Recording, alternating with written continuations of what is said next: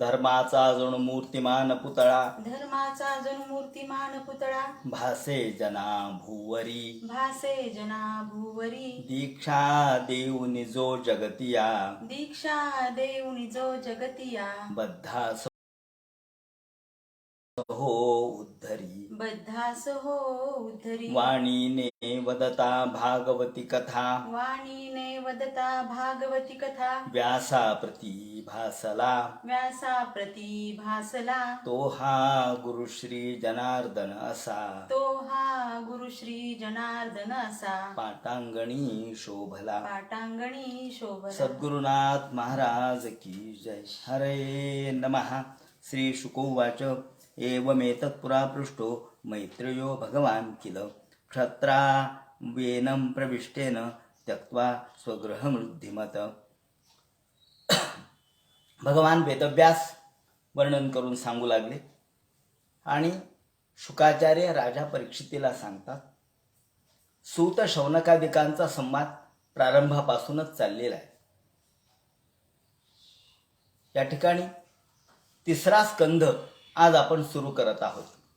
या तिसऱ्या स्कंधातील पहिल्या अध्यायातील पहिला श्लोक आपण या ठिकाणी वाचला. शुकाचार्यांनी या ठिकाणी सांगितलं एवमेतत् पुरा पृष्ठो मैत्रेयो भगवान किल. या ठिकाणी परीक्षिताने जो प्रश्न विचारला त्याला उत्तर देताना शुकाचार्य म्हणतात, मैत्रेय आणि विदुर यांची भेट कधी झाली. त्याचप्रमाणे प्रत्यक्ष मैत्रेयाने विदुराला जे ज्ञान सांगितलं ते कधी, ते आम्हाला सांगा असं म्हटल्यानंतर शुकाचार्यांनी सांगायला सुरुवात केली. राजाने प्रश्न विचारला होता, कुत्र क्षत्रू भगवता मैत्रेयेणास संगमः कदा वा सह संवाद एतद्वर्ण प्रभो. हा संवाद कधी झाला, कुठे झाला, त्यांची भेट कशी झाली ते आम्हाला सांगा असं म्हटल्यानंतर सूत शौनकादिकाला सांगतात आणि शुकाचार्य राजा परीक्षितीला सांगतात. ज्या वेळेला त्यांनी सांगायला सुरुवात केली, ज्या वेळेला यदा तू राजा स्वसुतान न साधून पुष्णन्न धर्मेण विनष्ट दृष्टी भ्रातुर्यविष्ठस्य सुतान विबंधून प्रवेश लाक्षा भवने ददाह. ज्या वेळेला आता इथे दुर्योधन आणि दुर्योधनादिक सर्व मंडळी ही पांडवांच्या विरोधात जमा गेली आणि पांडवांना नष्ट करण्याचे महत् प्रयास त्यांनी करायला सुरुवात केली. हे करताना लाक्षा भवन अर्थात लाक्षाग्रहामध्ये जाळण्याचा प्रयत्न त्यांनी केला आणि यावेळेला अत्यंत वाईट अशा पद्धतीने त्यांना जाळावं, त्यांना ठार करावं अशा विचारांनी सर्व कौरव एकत्र झालेले होते. आणि यावेळेला स्वतः प्रत्यक्ष विदुर यांनी मात्र विरोध केला. विदुर हे मंत्री होते. त्यांनी सांगितलं हे बरोबर नाही. क्षतपुण्य लेशः. अहो तुम्ही तुमचं स्वतः या ठिकाणी पापाचा घडा भरता आहात. तुम्ही पांडवांना मारण्याचा प्रयत्न करू नका. त्यांना जे त्यांच्या दैवयोगाने म्हणा, पैतृक पद्धतीने म्हणा जे प्राप्त आहे ते त्यांना देऊन टाका. परंतु हे कुणालाच पटलं नाही. यावेळेला विदुरांनी विदुर नीती सांगितली आहे असा उल्लेख केलेला आहे. यन्मंत्रिणो वैदुरकं वदंती, त्याला विदुर नीती असं म्हणतात. यावेळेला धृतराष्ट्राला सुद्धा विदुराने हा उपदेश केला, महाराज आपण जे करताय ते चुकीचं आहे. कौरव म्हणजे तुमचे पुत्र जे करतात ते चुकीचं आहे. तुम्ही त्यांची पैतृक संपत्ती त्यांना देऊन टाका आणि सुखाने राज्य करा. परंतु कोणालाही विदुराची नीती पटली नाही. विदुराचं जे सात्विक अशा प्रकारची प्रवृत्ती आहे ती कोणालाच आवडली नाही. आणि यावेळेला विदुर म्हणाले की तुम्हाला जर हे पटत नसेल तर माझा राजीनामा घेऊन टाका. मी या ठिकाणी मंत्रिपदावर राहायची माझी इच्छा नाही. भ्रातुः पुरो मर्मसुताडितोपी स्वयं धनुर्बाण निधाय मायाम. धृतराष्ट्राच्या समोर हे धनुष्य टाकून दिलं, दुर्योधनाच्या समोर धनुष्य टाकून दिलं, बाण टाकून दिले, राजवस्त्र काढले, मंत्र्याचे वस्त्र काढले आणि तिथून ते निघाले तीर्थयात्रेसाठी. बस मला आता यापेक्षा जास्त पाहवत नाही म्हणून तीर्थयात्रेला निघाले. आणि या वेळेला विदुर तीर्थयात्रा करत करत करत वेगवेगळ्या ठिकाणी जात जात जात त्यांनी तीर्थयात्रा करताना पर्यटन मेध्य विविक्त वृत्ती अत्यंत एकांत वृत्तीमध्ये शांत वृत्तीने सगळं काही राज्यत्याग करून ते तीर्थयात्रेसाठी जेव्हा निघाले त्यावेळेला सनत सुजात यांनी त्यांना उपदेश केल्याचा उल्लेख केलेला आहे. तेच सनत सुजात भाष्य आहे. खरं म्हणजे धृतराष्ट्राला सनत सुजात यांनी उपदेश केला.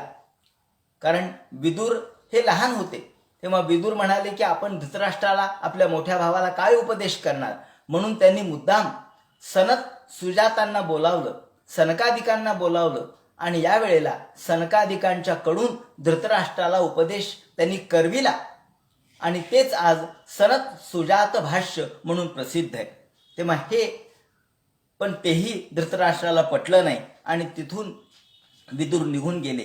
प्रभास क्षेत्रावर आले. इत्थम व्रजन भारतमेव वर्षम कालेन यावत गतवान प्रभासम. तिथून तीर्थयात्रा करत करत करत ते प्रभास क्षेत्रावर आले आणि प्रभास क्षेत्रावर आल्याबरोबर त्यांना वार्ता लागली. काय की म्हणजे किती दिवस फिरत होते पहा. त्यांना अशी वार्ता लागली की महाभारती युद्ध झालं आणि त्यामध्ये कौरवांचा अंत झाला. हे त्यावेळेला त्यांना कळालं. तत्राथ शुश्राव सुनत नष्टीम वनम यथा वेणुजवन्य संश्रयम. आणि भारतीय युद्ध संपलं आणि ज्याप्रमाणे वेणू म्हणजे वेळूच्या एखाद्या जंगलाला आग लागावी, वेळूच्या एकमेकांच्या संघर्षामुळं जसा अग्नी निर्माण व्हावा, वारं सुटावं आणि वेळूला घासावा आणि त्यातून अग्नी निर्माण व्हावा आणि सगळं वेळूचं वन जळावं, त्याप्रमाणे कौरव आणि पांडव शेवटी एकच आहेत. हे एकाच दोन भावाचे पोर आहेत, परंतु त्यांच्यातच संघर्ष झाला आणि ते यामध्ये सगळे कौरव नष्ट झाले. हे त्यांना कळालं. संस्पर्धया दग्ध मथानुशोचन. त्याचं कारण स्पर्धा केली, विरोध केला आणि दग्ध मथानुशोचन सरस्वतीम प्रत्यग्याय तूष्णिम. आणि तिथून मग ते प्रभास क्षेत्रावरून सरस्वती नदीच्या तटाकावरती आले. म्हणजे त्यावेळेला पर्यंत सरस्वती नदी वाहत होती, हा त्याचा अर्थ आहे. तीर्थम सुदासस्य गवाम गुहस्य. आता सरस्वती नदीवर किती तीर्थ होते याचं वर्णन केलेलं आहे. 11 तीर्थस्थान आहेत सरस्वती नदीवर. यामध्ये त्रित, उशना, मनु, पृथू, त्याचप्रमाणे अग्नी, असित, वायू, सुदास, गुह आणि श्राद्धदेव एवढे 11 तीर्थस्थान हे सरस्वती नदीवर आहेत. आणि आजही आपल्याला यातले काही तीर्थस्थानं दिसतात, काही तीर्थस्थानं आज नष्ट झालेली आहेत.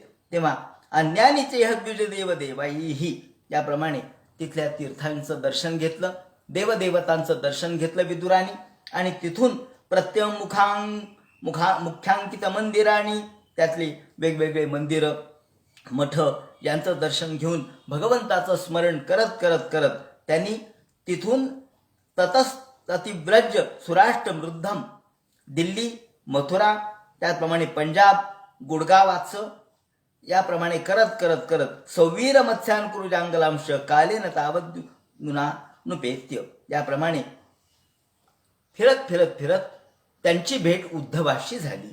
आणि उद्धवाची भेट झाल्याबरोबर उद्धवाला त्यांनी नमस्कार केला विदुराने. आणि तत्रोद्धवम भागवतम तदर्श. यावेळेला तिथून श्रीकृष्णाचा 100 मैलाचा हा परिसर आहे. श्रीकृष्णांच्या या सगळ्या राहण्यातला हा सगळा परिसर त्यांनी पाहिला. आणि यावेळेला उद्धवाची भेट झाली. उद्धव म्हणजे कोण त्यांनी सांगितलंय की बृहस्पती प्राक्तनयम प्रतीतम. हे बृहस्पतीचे शिष्य होते. उद्धव काही सामान्य नव्हते. प्रत्यक्ष बृहस्पती म्हणजे गुरुचे शिष्य होते, बृहस्पतीचे शिष्य होते. देवांचे जे गुरु आहेत बृहस्पती, त्यांचे शिष्य म्हणजे उद्धव. आणि म्हणून ते श्रेष्ठ दर्जाचे. त्यांना नमस्कार केला. आलिंगे गाढम प्रणयन भद्रम. नमस्कार केला, आलिंगन दिलं प्रेमपूर्वक. आणि क्वचित पुराणो पुरुषो स्वनाम्य. याप्रमाणे उद्धवाला नमस्कार केल्यानंतर विदुराने प्रश्न विचारले. आता उद्धव यावेळेला श्रीकृष्णाकडून ज्ञान घेऊन निघालेले होते. त्यांना सांगितलं होतं हरिद्वारला जा. ज्याप्रमाणे ते ज्ञान घेऊन निघाले आणि जाता जाता यांची भेट झाली म्हणून त्या ठिकाणी थांबले. यावेळेला उद्धवाला अनेक प्रश्न विदुराने विचारलेले आहेत. यावेळेला विदुर यांची बहीण म्हणजे रोहिणी, बलराम दादांची आई ही विदुरांची बहीण आहे, म्हणून वसुदेव हे त्यांचे मेहुणे. त्यांना पहिल्यांदा प्रश्न विचारला, माझी बहीण कशी आहे, तिच्या बाकीच्या स्त्रिया कशा आहेत, वसुदेवांच्या स्त्रिया कशा आहेत, भगवंताच्या माता कशा आहेत, ये रुक्मिणी भवतो भेले भे, रुक्मिणी कशी आहे, भगवंत कसे आहेत, सात्वत कसं आहे, सगळा भगवंताचे जे सगळे मुलं बाळ आहेत ते सुखी आहेत ना, असा पहिल्यांदा प्रश्न विदुराने विचारला आहे उद्धवाला. आणि असूतसम यम जांबवती व्रताढ्या, जांबवतीचा पुत्र अर्थात सांब हा कसा आहे. आता सांबाबद्दल का विचारलं, त्याचं कारण असं आहे की सांब हा षडाननाचा अवतार आहे. पूर्वीच्या जन्मामध्ये हे कार्तिक स्वामी होते, या कार्तिक स्वामीचा अवतार म्हणजे सांब आहे. क्वचिद्धरे सौम्य सुत सदृक्ष आस्ते गृणीरथनाम साधू सांबा असूतयम जांबवती व्रताढ्या देवम गुहम योंबिकया धृतोग्रे. याप्रमाणे त्याला विचारलं की हे सगळे आनंदात आहेत का, रुक्मिणी कशी आहे, भगवान गोपालकृष्ण कसे आहेत, बलराम दादा कसे आहेत, सात्वत कुल कसं आहे, भगवंताच्या प्रजा कशा आहेत, हे सगळं विचारलं आणि भगवंताच्या बद्दलची चौकशी केली. ही केल्याबरोबर तिथून मी का निघालो, या हस्तिनापुरातून मी कसा बाहेर पडलो तेही त्यांनी सांगितलं. आणि भगवंताबद्दलची पृच्छा केल्याबरोबर उद्धवाच्या डोळ्याला अश्रूच्या धारा लागल्या. उद्धवाचं अंग पुलकित झालं, सगळ्या अंगावरती रोमांच उभे राहिले आणि उद्धवाला प्रश्न भगवंताच्या बद्दल विचारला. भगवंत कसे आहेत, कृष्ण कसे आहेत, त्यांच्या पत्नी कशा आहेत, त्यांचे वसुदेव देवकी हे कसे आहेत, रोहिणी कशी आहे, हे प्रश्न विचारल्याबरोबर ही सगळी कौटुंबिक चौकशी केली थोडक्यात. आणि ही केल्याबरोबर उद्धवाच्या अंतःकरणामध्ये एक प्रकारचा दुःखाचा आवेग निर्माण झाला. एकीकडे भगवंत गोपालकृष्ण यांच्याकडून ज्ञान घेऊन नुकतेच ते निघालेले होते आणि आता इति भागवत प्रश्न क्षत्रा वार्ता प्रिया श्रियाम प्रतिवक्तुं न चोत्सेह औत्कंठ्यास्मातिरेश्वर प्रतिवक्तुं न चोत्सेह. उत्तर द्यायची इच्छा असून सुद्धा कंठामध्ये शब्द दाटले, कंठ भरून आला. काय उत्तर द्यावं, कृष्णाबद्दलची एवढी चौकशी केली आहे, यादव कुलाची चौकशी केली आहे, वृष्णी कुलाची चौकशी केली, वसुदेवाची बलरामदादांची चौकशी केली, अहो काय उत्तर देऊ मी. सगळा कंठ दाटून आला, हृदय दुःखाच्या वेगाने दाटून आलं.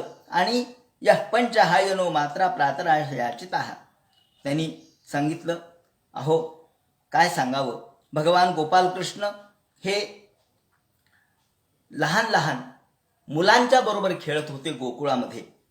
मी देखील त्यावेळेला तिथे अनेकदा गेलेलो आहे. आणि यावेळेला कृष्णाची मूर्ती त्यांनी वर्णन केलंय. उद्धव इतके कृष्ण भक्त होते की 5 वर्षाचा असताना ते कृष्णाची मूर्ती करत होते आणि कृष्णाला जीव घातलं तर स्वतः खात.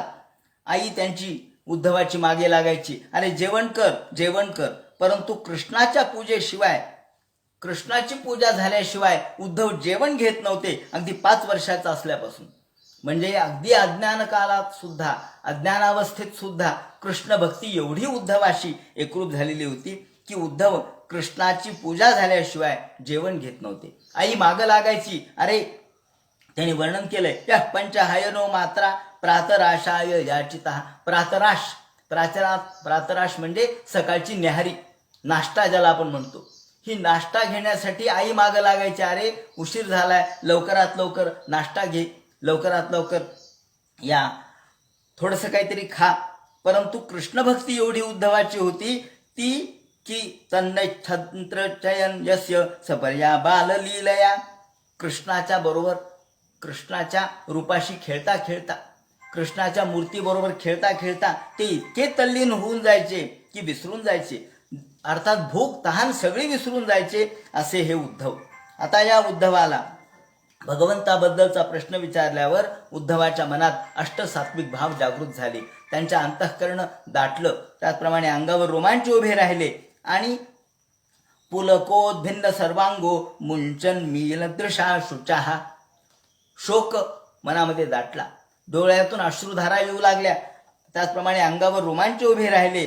आणि कशामुळं तर तीव्रेण भक्ती योगेन, एकतर भक्ती तीव्र होती आणि दुसरीकडे म्हणजे श्रीकृष्णाने आत्ताच ज्ञान सांगितलंय आणि कृष्ण आता निजधामाला गेले असतील याची मनामध्ये सतत अशी भावना होती की कृष्ण आता आपल्याला सोडून गेलेले असतील. विमृज नेत्रे विदुरम, आणि विदुरांच्या समोर उद्धव रडू लागले. त्याचप्रमाणे आणि भक्ती रसामृत सिंधू या ग्रंथामध्ये त्यांनी वर्णन केलंय चैतन्य महाप्रभूंनी आणि रूप गोस्वामींनी की हा महाभाव आहे. विमृज नेत्रे विदुरम प्रत्याहोद्धव उत्स्मयन, या ठिकाणी हा महाभाव म्हणजे प्रेमाचा उत्कर्ष, प्रेमाचा अतीव आनंद. आणि एकीकडे आनंद आहे, प्रेमाचा भगवंताबद्दलचं निरतिशय प्रेम आहे, आणि दुसरीकडे अंतःकरण दाटून आलेलं आहे. उद्धव म्हणतात, अहो काय सांगावं, दुर्भगो बत लोकोयम यदवो नितरामपी. या ठिकाणी उद्धवाने फार मार्मिक शब्द वापरलाय. अहो काय सांगावं भगवान गोपालकृष्णाचं महात्म्य. भगवान गोपालकृष्ण म्हणजे कोण होते? ते काही सामान्य पुरुष नव्हते, सामान्य यादव नव्हते, परंतु ए संवसंतो न विदुर हरिम मीना इवो डुपम. त्यांनी वर्णन केलंय मीना इवो डुपम. उदाहरण दिले त्यांनी की आकाशामध्ये चंद्र असतो आणि चंद्राचं प्रतिबिंब पाण्यात पडतं आणि माशांना वाटतं आमच्या बरोबरचाच एक आहे की हा. माशांना असं वाटतं की हा आमचाच मित्र आहे. अहो चंद्र कुणीकडे, मासे कुणीकडे, पण चंद्राचं प्रतिबिंब पाण्यात पडतं आणि माशांना वाटतं की हा आमचाच मित्र आहे. वास्तविक चंद्र हा अमृतमय आहे. माशांची चंद्राची काय बरोबरी होऊ शकेल? होऊ शकणार नाही. परंतु ए संवसंतो न विदुर, भगवान यादव कुलात जन्माला आले, यादवांच्या बरोबर राहिले, यादवांच्या सोबत त्यांनी स्नान, जेवण, त्याचप्रमाणे भाषण, सगळ्या गोष्टी केल्या आणि यादवांना असं वाटू लागलं की हा आमचा मित्र आहे. कोणाला वाटलं मित्र आहे, कोणाला वाटलं आमचा राजा आहे, कोणाला वाटलं आमचा सखा आहे, कोणाला वाटलं आमचा पती आहे, कोणाला वाटलं आमचा पुत्र आहे. यादवांना कृष्णाचं मोठेपण कळलं नाही, हा मुद्दा आहे.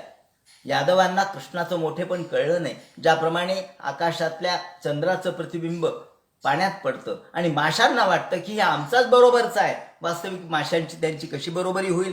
ए संवसंतो न विदुर हरिम मीना इवो डुपम, असं वर्णन त्यांनी केलेलं आहे. आणि इंगितज्ञ अपूर्व प्रौढा, अहो भगवान अलौकिक होते, भगवान प्रत्यक्ष परमात्मा होते, पण भगवंताच्या परमात्मपणाची जाणीव, भगवंताच्या ब्रह्मतत्वाची जाणीव कुणालाही झाली नाही, यादवांना झाली नाही. आणि शेवटी यादवांनी एकमेकांच्या मध्ये यादवी केली, यादवांनी एकमेकांच्या मध्ये भांडण केलं आणि शेवटी कृष्णाला सुद्धा त्यांनी जुमानलं नाही, बलराम दादालाही जुमानलं नाही आणि दारू पिले, त्याप्रमाणे उन्मत्त झाले आणि एकमेकांच्या विरोधात उठले. ज्याप्रमाणे यद वासुदेव गेहे, ज्याप्रमाणे त्यांनी सांगितलंय भगवंताचं मग सगळं चरित्र या ठिकाणी बालपणापासून ते थोरपणापर्यंत उद्धवाच्या समोर भगवंताचं चरित्र आपल्याला इथं वर्णन केलेलं दिसतं की भगवान या ठिकाणी कसे जन्माला आले, वसुदेवाच्याकडे जन्माला आले, पुढे मथुरेत जन्माला आले, परंतु गोकुळात कसे वाढले त्याचं वर्णन केलेलं आहे त्यांनी. विडंबनम यद वसुदेव गेहे, ज्याप्रमाणे लाकडामध्ये अग्नी असतो परंतु तो घर्षण पित्रोहो. आणि ज्या वेळेला भगवान गोपालकृष्ण हे गोकुळामधून मथुरेत आले आणि बाललीला संपली, मथुरेत आल्यानंतर या ठिकाणी कंसाचा वध केला आणि नंतर वसुदेवाला भेटायला गेले. काय सांगावं, भगवंतांनी शब्द वापरलेत. अहो आई वडिलांच्या समोर ते म्हणतात की खरोखर दुनोती चेत स्मरतो मम एतद यदाह पादा व भिनद अन्य पित्रोह. आई वडिलांच्या पाया पडले आणि सांगितलं, अहो खरोखर मी तुमची सेवा आजपर्यंत करू शकलो नाही, माझ्यासारखा दुर्दैवी पुत्र मीच, की मी तुमची आजपर्यंत सेवा करू शकलो नाही. प्रसीदतम नो कृतनिष्कृतीना. आणि यानंतर भगवंतांनी किती पराक्रम केले, जरासंधाचा वध केला, त्याचप्रमाणे गोकुळामध्ये तर अगदी बकी कालकूट घेऊन आलेली ही जी केवळ पूतना राक्षसी ह्या बकासुराची बहीण होती म्हणून तिला बकी म्हणतात. तेव्हा ही पूतना ठार मारली. त्याचप्रमाणे कृष्णाने कितीतरी पराक्रम केले. या गोवर्धन पर्वत धारण केला. अया जयत गो सवेन गोपराजम द्विजोत्तमैः. याप्रमाणे भगवंतांनी सर्व गोकुळातल्या लोकांचं रक्षण केलं. त्याप्रमाणे पुढे सांदीपनीच्या घरी गेले, त्या ठिकाणी शिक्षण घेतलं आणि त्यानंतर भगवंतांनी अनेक स्त्रियांच्या सोबत लग्न केले, विवाह केला, परंतु कुठेही ते अडकले नाहीत. शंभरम द्विविधम बाणम मुरम बलबलमेवच. भगवंतांनी 100 मारला, द्विविध मारला. त्याप्रमाणे बाणासुराचा या ठिकाणी निपात केला किंवा त्याचा जो मद आहे तो जिरवला. दंतवक्त्र वगैरे सारखे लोक मारले. नंतर भगवंतांनी केवळ कंटके नैव काट्याने काटा काढावा त्याप्रमाणे कौरव पांडवांच्या मध्ये युद्ध लावून 18 अक्षौहिणी मदंशे 18 अक्षौहिणी सैन्य या ठिकाणी. नंतर या ठिकाणी सगळे जे यादव आहे ते यादव प्रभास क्षेत्रावर आले आणि ययो प्रभासम समृष्टा रथैर्देव विमोहिता. भगवंतांनीच सगळ्यांना मोह टाकला, भगवंतांनीच सर्वांच्यावरती माया टाकली आणि या ठिकाणी ब्राह्मणाचा अपमान झाला. त्यातून एक मुसळ जन्माला आलं आणि शेवटी त्या मुसळाच्याच ज्या अंशाने शेवटी या सर्व यादवांचा घात झाला आणि दारू पिले आणि सर्व प्रकारच्या एकमेकांच्या मध्ये युद्ध करून ठार झाले. अन्नम चोरुसम ते भ्यो दत्वा भगवत अर्पणम. याप्रमाणे त्याने सांगितलं. अथ ते तदनुज्ञाता भुक्त्वा पित्वाच वारुणी तया विभ्रंशत ज्ञाना दुरुक्ते मम पस्पृशुः. विभ्रंशित ज्ञाना, एवढं सगळं ज्ञान असून सुद्धा विभ्रंशित ज्ञाना, सगळं ज्ञान विसरले. कशामुळे? तर दारू पिले. दारू कशामुळे पिले? तर त्या ठिकाणी सगळे उन्मत्त झालेले होते, यादव उन्मत्त झाले होते. कृष्णाने शेवटी यादव कुलाचा त्यांच्याकडूनच या ठिकाणी संहार केला आणि शेवटी सरस्वती नदीच्या तीरावर भगवान बसले, एका पिंपळाच्या झाडाखाली बसले आणि भगवंतांनी बदरीम त्वं प्रयाहिती स्वकुलम सहज संजिहीर शुणा, मला ज्ञानोपदेश केला. आणि या वेळेला भगवंतांनी डाव्या मांडीवर उजवा पाय ठेवलेला होता. भगवंताचं ते स्वरूप आजही मला दिसतंय आणि मला ज्ञानोपदेश करून बदरिकाश्रमाला मला जायला सांगितलं. बदरीम त्वं प्रयाहिती स्वकुलम संजिहीर शुणा, आणि सांगितलं की आता माझं कुल नष्ट झालेलंच आहे, आता यानंतर सर्वांचा अंत होईल, मी देखील निजधामाला जाईन, तू आता बदरिकाश्रमात जा.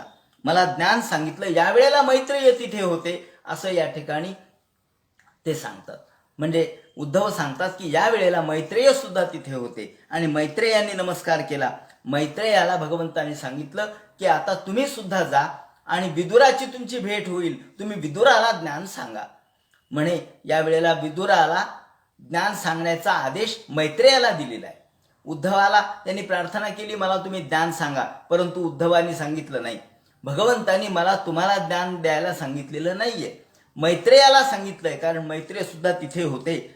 तस्मिन् महाभागवतो द्वैपायन सुरत सखा लोकानुचरम सिद्ध आस साधय दृच्छया तस्यानुरक्तस्य मुनेर्मुकुंदम. याप्रमाणे भगवंताच्या आदेशानुसार आता मी बदरिकाश्रमाला चाललोय आणि तुम्हाला ज्ञानोपदेश देण्यासाठी मैत्रेयाला सांगण्यात आलेलं आहे. याप्रमाणे आता तुम्ही मैत्रेयांची भेट घ्या. म्हणून तिथून या ठिकाणी उद्धव एवढं सगळं सांगून भगवंताच्या सगळ्या कथा, भगवंताचं सगळं चरित्र थोडक्यात सांगितलंय आणि तिथून सगळ्या आठवणीच्या स्वरूपात आहे. हे सगळ्या आठवणी त्याला येत आहेत आणि तिथून तो बदरिकाश्रमाकडे गेला. या ठिकाणी भगवंतांनी यावेळेला त्यांनी सांगितलंय म्हणे की हे उद्धवा, तू पूर्वजन्मीचा वसू होतास असं भगवंतांनी मला सांगितलं. म्हणे तू पूर्वजन्मीचा वसू होता. सत्रे पुरा विश्वसडाम वसूनाम मत्सिद्धी कामेन वसोत्वयेष्टाः. तू पूर्वजन्मीचा वसू होतास आणि तू माझी अत्यंत परिपूर्ण भक्ती केलीस. त्यामुळं पूर्वीच्या कल्पामध्ये तू पद्मकल्पामध्ये वसू होतास, पूर्वीच्या सर्गात, त्यावेळेला तू माझी भक्ती केलीस आणि त्यावेळेला मात्र तुला मी ज्ञान सांगितलं नाही. हे जे ज्ञान आहे ते ज्ञान पूर्वी मी ब्रह्मदेवाला सांगितलं असं वर्णन केलंय. म्हणजे पाद्मकल्पामध्ये ब्रह्मदेवाला, म्हणजे चतुश्लोकी भागवत जे आपण ऐकलं ते भागवत ब्रह्मदेवाला भगवंताने जे सांगितलं ते म्हणतात, भगवान गोपालकृष्ण उद्धवाला म्हणतात, तेच ज्ञान मी तुला देणार आहे, तुला दिलंय. ज्ञानम परम मनमही भावभासम यत् सूर्यो भागवतम वदंती. ज्याला लोक भागवत म्हणतात ते ज्ञान जे ब्रह्मदेवाला मी दिलं पूर्वकल्पामध्ये, ते ज्ञान तुला मी आता प्रदान केलेलं आहे. आता हे ज्ञान तू घे. आता तुला यानंतर जन्म नाही असंही कृष्णाने सांगितलं. पूर्वीचा तू वसू होतास, तू माझा प्रचंड भक्ती केलीस, त्यामुळे आता तुला माझा आदेश आहे. मासादित असते मदनुग्रहो यत. आता माझ्या अनुग्रहाने तू आप्तकाम पूर्ण काम झालास. आता तुला मोक्ष आहे, तुला पुन्हा जन्म नाही. म्हणून तू आता बद्रिकाश्रमात जा आणि तिथे चिंतन कर आणि याचा भागवताचा प्रसार कर म्हणून सांगितलं. आणि म्हणून आता मी बदरिकाश्रमात चाललो. गमिष्ये दयितं तस्य बदर्याश्रम मंडलम यत्र नारायणो देवो नरष्ट भगवान ऋषीः. बद्रिकाश्रमात कशामुळे, तर तिथं नारायण म्हणजे नर आणि नारायण यांचं ते स्थान आहे. नरनारायणाचं स्थान बद्रिकाश्रम आहे. म्हणून यत्र नारायणो देवो नरष्ट भगवान ऋषीः. प्रत्यक्ष नरनारायणाचा वास त्या ठिकाणी. म्हणून विदुर म्हणतात, हे ऐकलं विदुराने, उद्धवांनी सांगितलेलं सगळं ऐकलं आणि उद्धवाला नमस्कार केला. आणि तिथून विदुर ज्ञानम परम स्वात्मरः प्रकाशम यदा योगेश्वर ईश्वर असते. आणि तिथून त्यांनी उद्धवाला निरोप दिल्यानंतर ते तिथून शुकाचार्य म्हणतात, परीक्षिते ब्रह्मशापापदेशन कालेना मोघवांछितः समृत स्वगुणम यक्षण देहमचिंतयत. उद्धवानी विचार केला की आता भगवंताने आपला देह टाकला असेल, म्हणल्याप्रमाणे ते निजधामाला गेले असतील आणि आपल्याला बदरिकाश्रमाला जायला सांगितलंय. म्हणून तिथून ते भगवंताच्या आदेशानुसार बदरिकाश्रमाकडे गेले. विदुरोप्य उद्धवा श्रुत्वा कृष्ण परमात्मनः क्रीडयोपात देहस्य कर्माणि श्लाघितानिच. आणि विदुराला सांगितलं की तुम्ही मैत्रेयाच्या शोधात जा. या ठिकाणी सांगायचं तात्पर्य असं आहे की प्रत्येकाचा गुरु ठरलेला असतो. कुणी कोणाचं गुरुत्व स्वीकारत नाही, कुणी कोणाचं शिष्यत्व हे नसतं. नशिबानेच किंवा दैवयोगानेच गुरुत्व ठरलेलं असतं. कारण नाहीतर या ठिकाणी विदुराला उपदेश देणं काही अवघड नव्हतं. परंतु कृष्णाने सांगितलंय, उद्धवा तू विदुराला नाही मैत्रेयाला सांगितलंय तुला विदुराची भेट होईल, तू त्यांना उपदेश कर. म्हणजे प्रत्येक गोष्ट ठरलेली असते. आणि म्हणून विदुर त्यानंतर गंगा किनारी गेले आणि हरिद्वार या ठिकाणी विदुराची आणि मैत्रेयाची भेट झाली. म्हणजे फिरत फिरत फिरत तिथून ते गंगाद्वाराकडे गेले, गंगा किनारी गेले. आणि गंगा किनारी कालिंद्या कथबी सिद्ध अहो भीर भरतर्षभा प्रापद्यत स्वसरितम यत्र मित्रासुतो मुनिः. मित्रासुतो मुनिः, जित्र मैत्रेय होते, या ठिकाणी हरिद्वारला मैत्रेय होते. म्हणून हे सूत सौनकादिकाला सांगतात. याप्रमाणे विदुर हे हरिद्वारला आले आणि तिकडे उद्धव हे बदरिकाश्रमात निघून गेले. शुकाचार्य म्हणतात, हे परीक्षिते द्वारी जनद्या ऋषभः कुरुणाम. याप्रमाणे परमज्ञानी मैत्रेय असलेले, ज्या मैत्रेयाने भगवान गोपालकृष्णाकडूनच ज्ञान ग्रहण केलं, म्हणजे ज्या वेळेला उद्धवानी ज्ञान घेतलं तेच ज्ञान मैत्रेयांनी ग्रहण केलेलं होतं. याप्रमाणे भगवत भक्ती शुद्ध अंतःकरणाचे विदुर त्या ठिकाणी पोहोचले हरिद्वारला. आणि तिथे विदुर यांची मैत्रेयाची भेट झाली. विदुरांची मैत्रेयाची भेट झाल्याबरोबर त्यांनी नमस्कार केला मैत्रेयाला.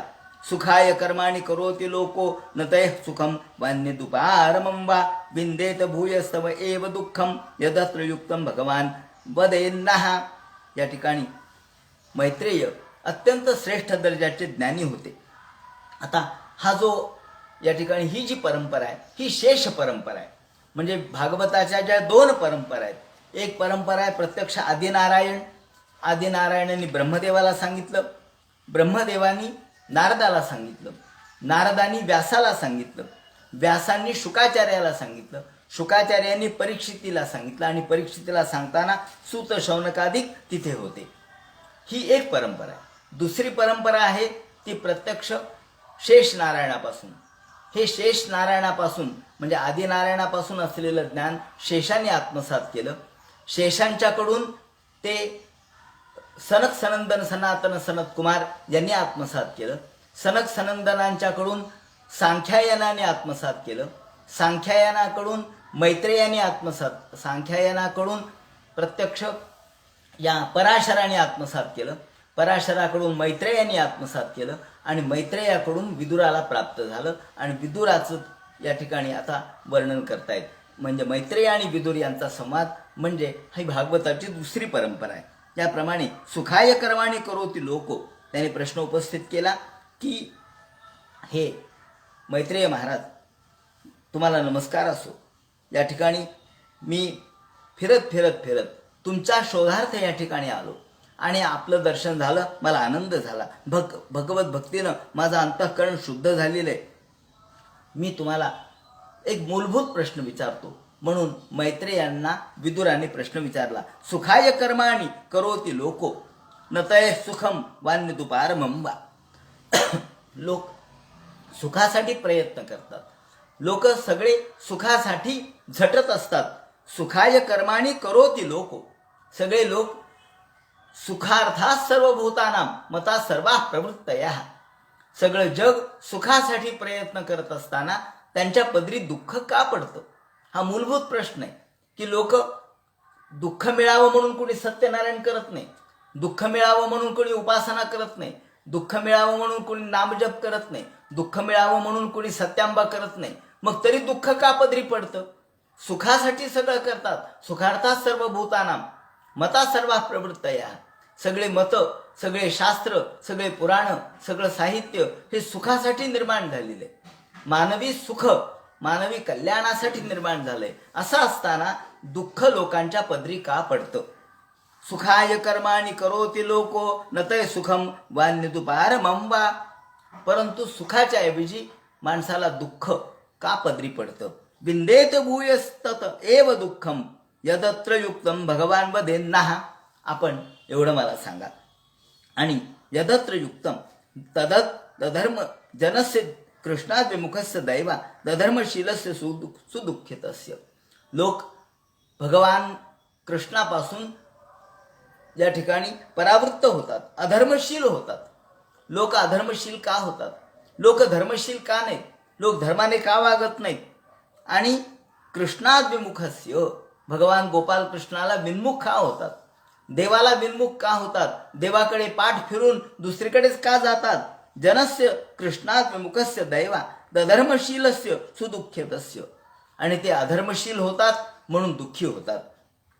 माऊलींनी म्हटलंय, दया तेथे धर्मू, धर्मू तेथे सुखागमू. जिथे दया आहे तिथे धर्म आहे, आणि जिथे धर्म आहे तिथे सुखाचा आगम आहे. म्हणजे धर्माशिवाय सुख नाही. पण माणसं धर्मच करत नाहीत, त्यामुळे सुख त्यांच्या पदरी पडत नाही.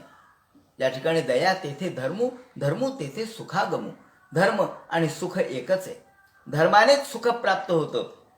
म्हणून ते म्हणतात मता सर्वा प्रवृत्तया सुखंतु न विना धर्मः ततो धर्म परो भवेत. धर्माशिवाय सुख नाही, आणि म्हणून माणसाने धर्मपर व्हायला पाहिजे. परंतु माणसं धर्मपर होत नाहीत. ज्ञानम सतत्वाधिगमम पुराणम. लोक भगवंताच्या अवतार कथांचं चिंतन करत नाहीत, मनन करत नाहीत. स्वल्प सुखाच्या मागे लागतात, इंद्रिय सुखाच्या मागे लागतात.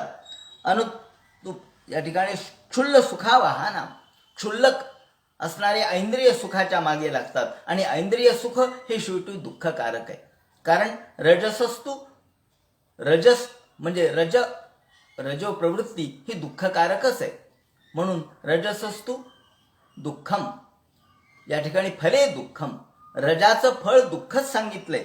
म्हणून ते म्हणतात उद्धृतत्य पुष्पे भिवार्थ बंधो. आपण मला हे सांगा, याचं मूळ तत्व मला सांगा. लोकांनी सुखासाठी प्रयत्न करावा आणि मग दुःख का पदरी पडावं? मग लोकांनी धर्माच्या नादी का लागू नये? माणूस धर्माच्या ऐवजी केवळ क्षुल्लक सुखाच्या मागे का लागतो ते आम्हाला सांगा. भगवंताच्या चरित्राच्या मागे तो का लागत नाही? तो श्रद्धावान का होत नाही? हरे पदानुस्मृती निवृत्तस्य, भगवंताच्या परमपदाचं तो का गान करत नाही हे आम्हाला सांगा. असं म्हटल्यानंतर पुंसाम निश्रेयसार्थेनं, पुंसाम माणसाचं निश्रेयसार्थ, माणसाचं कल्याण कशात आहे ते आम्हाला सांगा. निश्रेयस म्हणजे कल्याण, अंतिम कल्याण कशात आहे? तात्कालिक तात्पुरतं सुख नकोय, माणसाला अंतिम सुख, माणसाला कायमस्वरूपी सुख प्राप्त झालं पाहिजे. तेव्हा त्याला म्हणतात निःश्रेयस. केवळ तात्पुरतं भौतिक सुख हे अंती दुःखदायक आहे. म्हणून माणसाला अंतिम सुख मिळालं पाहिजे. निःश्रेयस कशात आहे ते आम्हाला सांगा. पुंसाम निःश्रेयसा अर्थेन तमाह बहुमानयन. आणि म्हणून असं म्हटल्यानंतर त्यांनी विदुरांनी मैत्रेयाला प्रश्न विचारला. तेव्हा मैत्रेय म्हणतात साधू पृष्ठं त्वया साधो लोकान साध्वनुगृह्णता. हे विदुरा, तू फार चांगला प्रश्न विचारलास. जनकल्याणाचा प्रश्न तू विचारलास, लोककल्याणाचा प्रश्न विचारलास. मांडव्य शापात भगवान प्रजा संयमनो यमः. अहो, आपण काही सामान्य नव्हेत. मैत्रेयाने ओळखलंय. मैत्रेय काही या ठिकाणी ज्ञानी होते, त्रिकालज्ञ होते, महान ऋषी होते.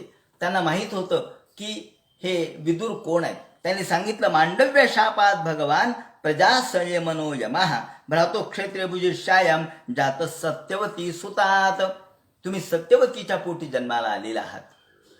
तुम्ही या ठिकाणी दासीपुत्र म्हणून जन्माला आलात, पण तुम्ही दासीपुत्र नाहीयेत. तुम्ही मांडव्य शापात भगवान, प्रत्यक्ष संयमनो यमः, तुम्ही प्रत्यक्ष यमराज आहात. तुम्हाला मांडव्याने शाप दिला. त्याचं घटना आपल्याला माहिती आहे की एका राजाने पाहिलं की एक चोरी झाली आहे. राजांनी चोरी झाल्याचं ऐकल्याबरोबर राजाने आपले काही दूत पाठवले की चोरी कुठं झाली याचा शोध घ्या आणि चोरांचा शोध घ्या. म्हणून चोरांचा शोध घेण्यासाठी राजाने काही आपले दूत पाठवले. यावेळेला चोरांनी मांडव्य नावाचा जो ऋषी होता त्या ऋषीच्या आश्रमामध्ये आपलं सगळं धन टाकलं आणि चोर गेले निघून. यावेळेला मांडव्य ऋषीने चोरी केली असं राजांनी गृहीत धरलं आणि मांडव्य ऋषीला आणलं. चोरीचं धन सापडलं, मुद्देमाल जप्त केला. परंतु मांडव्य ऋषी हे तर ऋषी होते, ते कशाला चोरतील? ते म्हणले मला काहीच माहीत नाही. माझ्या परस्पर कोणी माझ्या मागे टाकलं असेल, माझ्या आश्रमात टाकलं असेल तर मला काय माहीत. परंतु राजाने तोपर्यंत फारसी शहानिशा न करता यांना सुळावर द्यायचं ठरवलं. याला सुळावर दिलंय. नंतर चोर सापडल्यावर राजाला पश्चाताप झाला. त्यांनी सुळावरून याला बाजूला काढलं. चोर खरे सापडले आणि मग राजाला पश्चाताप झाला की चुकलंच आपलं. यावेळेला मांडव्य ऋषी तिथून ते म्हणले सुळावर तुम्ही मला दिलंय, पण मला एवढं तरी दुःख का झालं? म्हणून ते सरळ यमाकडे गेले आणि यमराजाला विचारलं का हो यमराजा, मी माझं काही दोष नसताना तुम्ही मला सुळावर का दिलं? मला सुळावर जाण्याचा प्रसंग का आला? हे दुःख मला का सहन करावं लागलं? असं म्हटल्यानंतर यमराजाने त्याला सांगितलं की तुम्ही बालपणी अगदी लहान वयात असताना एका भुंग्याला काटा टोचला आणि त्यामुळे त्याचं जे पाप आहे ते तुम्हाला लागलं, म्हणून तुम्हाला सुळावर देण्याचा प्रसंग आला. याच्यावर मांडव्य म्हणाले चूक आहे यमराज, तुम्ही धर्मराज आहात. यमो निहंता पितृधर्मराजो वैवस्वतो दंडधरश्च काला. तुम्ही वैवस्वत आहात, तुम्ही दंडधर आहात, तुम्ही काल आहात, तुम्ही यम आहात. तुम्हाला कळायला पाहिजे की बाल म्हणजे अज्ञान अवस्थेत केलेलं कर्म हे पापाला कारणीभूत होऊ शकत नाही. हे तुम्हाला कसं कळत नाही? आणि म्हणून त्यांनी सांगितलं की तुम्हाला तुम्ही ही शिक्षा दिली, याचं तुम्हाला पाप झालं, म्हणून मी तुम्हाला शाप देतो की तुम्ही यानंतर दासीच्या पोटी जन्माला याल. आणि याप्रमाणे भ्रातो क्षेत्रीय भुजिष्यायाम जात सत्यवती होतात. आणि मग या ठिकाणी ते दासीपुत्र म्हणून जन्माला आले. या ठिकाणी ज्याला आपण या महाभारताचा जो पूर्व इतिहास आहे, दुर्योधनाच्या आधीचा धृतराष्ट्राच्या नंतर हे जन्माला आलेले आहेत. म्हणून याप्रमाणे या कौरव कुलामध्ये परंतु दासी पुत्र म्हणून जन्माला आले. आणि विचित्रवीर्य याची जी दासी होती तिच्या पोटी यांचा जन्म झाला. भवान भगवतो नित्यम संमत सानुगस्य च यज्ञ यस्य ज्ञानोपदेशाय मा निषद भगवान व्रजन.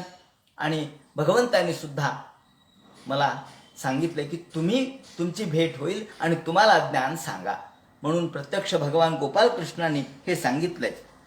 म्हणून अथ ते भगवल्लीला योगमायोपबृंहिताः सवा एष तदा द्रष्टा नापश्यत दृश्यमेकराट. आता तुला मी ज्ञान सांगतो. म्हणून त्यांनी ज्ञान सांगायला सुरुवात केली. मेने संतमिवात्मानं सुप्त शक्तिर सुप्त दृक. याप्रमाणे हे विदुर म्हणून जन्माला आले. ते दासीपुत्र म्हणजे प्रत्यक्षात यमराज होते, परंतु विचित्र वीर्याच्या भोगपत्नीची जी दासी होती त्या दासीच्या पासून यांचा व्यासांच्या वीर्यापासून जन्म झाला, परंतु दासीपोटी झाल्यामुळं तिला दासीपुत्र म्हटलं गेलं. मांडव्य ऋषीच्या शापानं तुम्हाला हा जन्म प्राप्त झाला, परंतु प्रत्यक्षात तुम्ही यमराज आहात. म्हणून ज्या ठिकाणी तुम्हाला मी ज्ञानोपदेश करतो, भगवंतांनी सुद्धा निजधामाला जाताना तुम्हाला ज्ञानोपदेश करण्याचा आदेश मला दिलेला आहे. यस्य ज्ञानोपदेशाय मा दिशत भगवान ब्रजन. आणि म्हणून मी तुम्हाला ज्ञानोपदेश करतो म्हणून त्यांनी सांगितलं. आणि आता त्यांनी ज्ञानोपदेश करायला सुरुवात केली. या वेळेला प्रत्यक्ष भगवंतांनी उपदेश केल्यामुळं, भगवंतांनी सांगितल्यामुळं, म्हणजे गुरु कसा ठरलेला असतो, शिष्य कसा ठरलेला असतो हेही आपल्याला यातून दिसेल.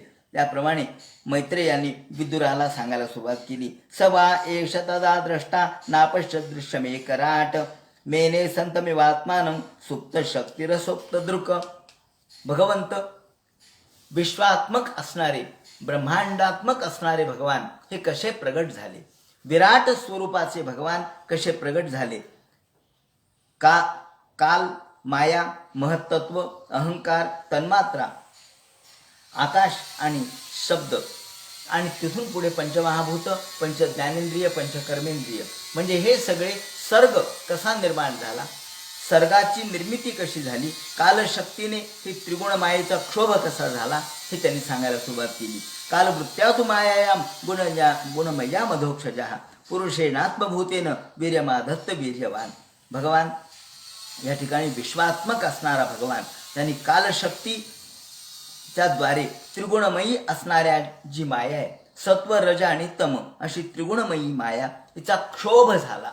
क्षोभ म्हणजे हालचाल झाली. क्षोभ म्हणजे राग नव्हे, क्षोभ म्हणजे हालचाल, म्हणजे काहीतरी बदल झाला. आणि त्यातून पुढे भगवंताची काळप्रेरणेतून, काळाला प्रेरणा भगवंताने दिली. आणि ते म्हणतात काळाच्या प्रेरणेने अव्यक्त मायेपासून महत्तत्व प्रगट झालं. अव्यक्त मायेतून महत्तत्व प्रगट झालं आणि महत्तत्वातून पुढे अहंकार प्रगट झाला. अहंकारातून पुढे या आकाश प्रगट झालं आणि तिथून अधिभूत, अध्यात्म आणि अधिदैव. तर जे कार्य आहे ते अधिभूत आहे, कारण आहे ते अध्यात्म आहे, आणि जो कर्ता आहे तो अधिदैव आहे. याप्रमाणे कर्ता, कारण आणि कार्य. तर कर्ता म्हणजे या ठिकाणी कर्ता म्हणजे अधिदैव, कारण म्हणजे अध्यात्म आणि कार्य म्हणजे अधिभूत. याप्रमाणे जे तीन अहंकार आहेत, सात्विक, राजस आणि तामस, या भेदातून ही सगळी सृष्टी निर्माण झाली. आता या ठिकाणी प्रत्येक सृष्टी कशी निर्माण झाली आणि भगवंतांनी प्रार्थना केल्यानंतर आता ऋषी यांनी सांगायला सुरुवात केली की भगवंतांनी इति तासाम स्वशक्तीनाम सतीनाम समेत्य सहा प्रसुप्त लोकतंत्राणाम निशाम्य गतिमीश्वरः. भगवंतांनी आत्मशक्तीच्या द्वारे हे विश्व कसं निर्माण केलं. नानात्व, हे नानात्व म्हणजे मायेचं विविधत्व. हे मायेचं विविधत्व भगवंताच्या इच्छेनुसार कसं झालं, भगवंतांनी ही शक्तीच्या द्वारे हे विश्व कसं निर्माण केलं. कालशक्तीचा स्वीकार करून भगवंतांनी महत्त्व, अहंकार, पंचभूत, पंचतन्मात्रा आणि मन या इंद्रियासह या सगळ्या गोष्टी कशा निर्माण केल्या हे त्यांनी सांगायला सुरुवात केली. ते म्हणतात की याप्रमाणे जी आत्मशक्ती आहे भगवंताची, त्या आत्मशक्तीच्या द्वारे 10 इंद्रियासहित मन म्हणजे अध्यात्म. अध्यात्म आपण म्हणतो ना, आध्यात्मिक, अधिदैविक आणि अधिभौतिक. तर आध्यात्मिक म्हणजे 10 इंद्रिय आणि मन हे आध्यात्मिक आहे. त्याचप्रमाणे इंद्रियाधिक जे विषय आहेत ते अधिभूत आहेत आणि इंद्रियाधिष्ठित देवता आहेत ते अधिदैव आहेत. तर देवता ह्या कर्ता आहेत, अधिभूत हे कार्य आहे आणि अध्यात्म हे कारण आहे. याप्रमाणे प्राणाचे सुद्धा 10 प्रकार, प्राण, अपान, व्यान, उदान, समान हे 5. आणि पुढे नाग, कूर्म, कृकल, देवदत्त, धनंजय असे 5, असे एकूण 10 प्राण आहेत. हिरण्मयस्य पुरुषः, आपण मागे बघितल्याप्रमाणे हिरणमय असलेले हे अंड हजारो वर्ष या पाण्यामध्ये स्थित होतं, सहस्र परिवत्सरान. आणि मग त्याच्यामध्ये अंड्यामध्ये परिवर्तन होत गेलं. संयोजमास सुप्तम कर्म प्रबोधयन. या ठिकाणी सुप्तम कर्म प्रबोधयन हा शब्द महत्वाचा आहे. सुप्त असलेलं कर्म जागृत झालं. सुप्त म्हणजे झोपलेलं, जागृत प्रबोधयन, प्रबोधयन म्हणजे जागृत झालं. जेव्हा सुप्त अवस्थेत असतं तेव्हा तिथे काही हालचाल नसते, पण जेव्हा जागृत आपण होतो तेव्हा हालचालीला सुरुवात होते. आपण जेव्हा जागृत होतो, उठतो, तेव्हा आपण लागली अंथरुणातून बाहेर येतो, ही हालचाल सुरू झाली म्हणजे कार्य सुरू झालं. पण जेव्हा आपण झोपलेलो होतो तेव्हा आपण नव्हतो का? तेव्हाही आपण होतोच, पण तेव्हा आपण झोपलेले होतो. त्याप्रमाणे सुप्तम कर्म प्रबोधयन हे विश्वाचं कर्म झोपलेल्या अवस्थेत होतं. सगळ्या विश्वातल्या जीवांचं कर्म झोपलेल्या अवस्थेत होतं आणि हे झोपलेल्या अवस्थेतलं कर्म आता जागृत झालं. हे जागृत झाल्याबरोबर विश्व निर्माण करण्याची इच्छा भगवंताला झाली. म्हणजे ज्या वेळेला हे जागृत झालं त्यावेळेलाच भगवंताला इच्छा झाली. प्रबुद्ध कर्मा दैवेन त्रयोविंशतिको गणः.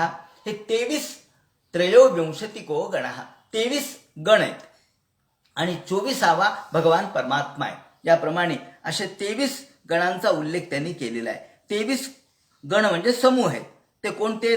त्यांनी सांगितलं की विराट पुरुष जो 23 गुणांचा आहे, या 23 गुणांच्या एकत्रित असणाऱ्या गोष्टी म्हणजे विश्वात्मक असलेला विराट पुरुष आहे. आणि त्याला भगवंतानी प्रेरित केलं, कार्यान्मुख केलं. आणि मग तिथून पहिला आद्यावतारो यत्रासो भूतग्रामो विभाव्यते. आता इथून भूतग्राम कसं निर्माण झालं, त्यातून 10 आधी 3 प्रकार म्हणजे सत्व, रज आणि तम, त्याचे पुढे 10 प्रकार. हे 10 विराट प्राणो दशविध, 10 दशविध म्हणजे 10 प्रकारचे प्राण त्यात निर्माण झाले. आणि वाचा स्वांशेन वक्तव्यम हे असो प्रतिपद्यते. आपण काल बघितल्याप्रमाणे आधी बोलण्याची इच्छा झाली आणि त्यातून वाणी प्रगट झाली, म्हणून निर्भिन्नम तालुवरून लोकपालो विषधरे. हे आता इच्छा निर्माण झाली, त्यातून अवयव आला आणि अवयवाच्या ठिकाणी त्या देवता आल्या. अशा पद्धतीने ही मांडणी केलेली आहे. आधी इच्छा झाली, बोलण्याची इच्छा झाली, बोलण्याची इच्छा झाल्याबरोबर तोंड निर्माण झालं, वाचा निर्माण झाली, जीभ निर्माण झाली. जीभ निर्माण झाल्यानंतर जिभेची देवता तिथे येऊन बसली. म्हणजे इच्छा, इच्छेतून इंद्रिय, इंद्रियातून देवता. याप्रमाणे आता हे विवरण पुढे ते करणार आहे. म्हणजे प्रत्येक आपली विराट पुरुष कसा निर्माण झाला, विराट पुरुषाला इच्छा कशी झाली आणि विराट पुरुषाच्या इच्छेप्रमाणे हे सगळ्या देवता कशा त्या त्या स्थानी येऊन बसल्या, याचं विवरण जे करतील तो सगळा भाग उद्याच्या चिंतनामध्ये सांगण्यात येईल. हरे नमः. पुंडली गवरदे हर विठ्ठल. सीताकांत स्मरण. जय जय राम. पार्वतीपते हर हर महादेव. श्रीमज्जनार्दन गुरुमूर्तये नमः.